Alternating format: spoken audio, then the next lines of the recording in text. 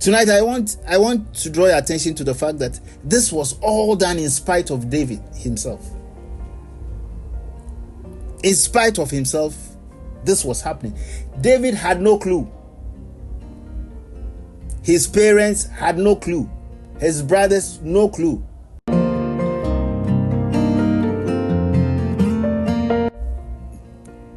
Samuel is the prophet who is in charge of Israel. And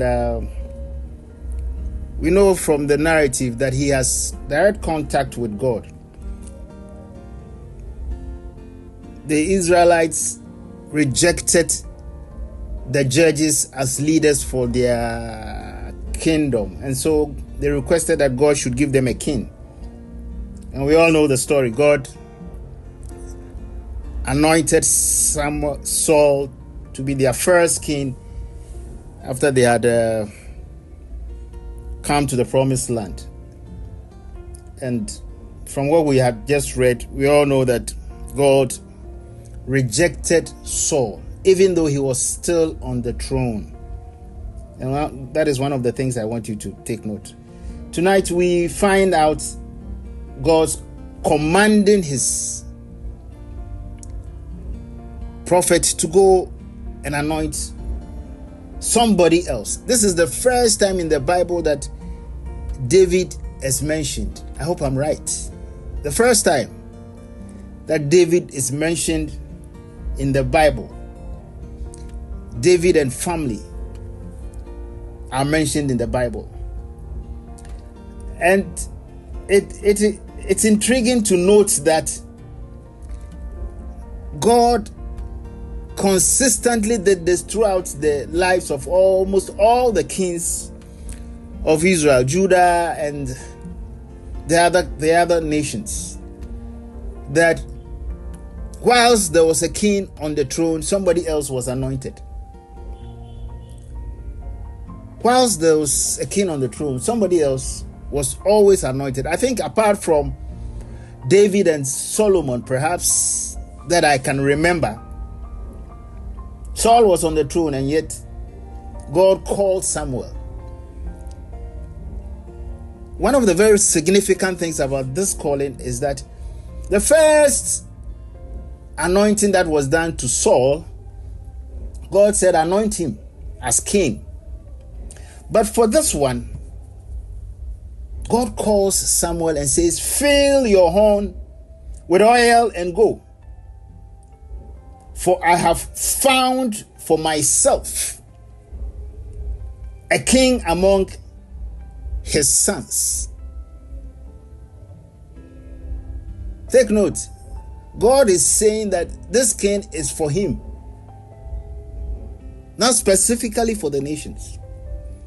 He says, for I have found for myself a king among his sons. If you refer to what he did with Saul, he said anoint him as the king. But in this case, God is specifically attributing this anointing and this kingship to himself. We all know Samuel was afraid because he knew who Saul was and how temperamental he can be. So he told God, how can I go?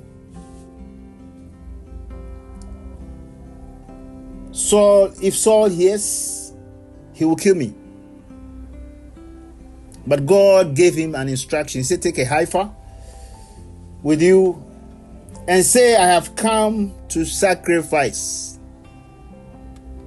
People say that God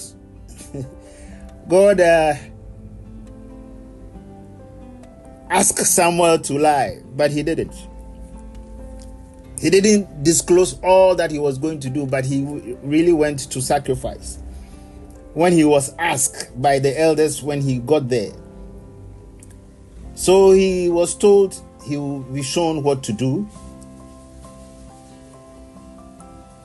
And then again, God says this, and you shall anoint for me him whom I declare. A second time, God says, and you shall anoint for me him whom I declare. So the first one, he says, found for myself. And now he says, you shall anoint for me. I'm putting emphasis on this because for the first time in the Bible's recommendations or God's interaction, he's appointing somebody specifically to be attributed to him and his position. A king, a future king of Israel. And it is amazing to note, if you look at what has gone on with Saul, Samuel, and God, you wonder, why would God specifically be interested in David? And to a large extent, why would he make sure his throne would last forever?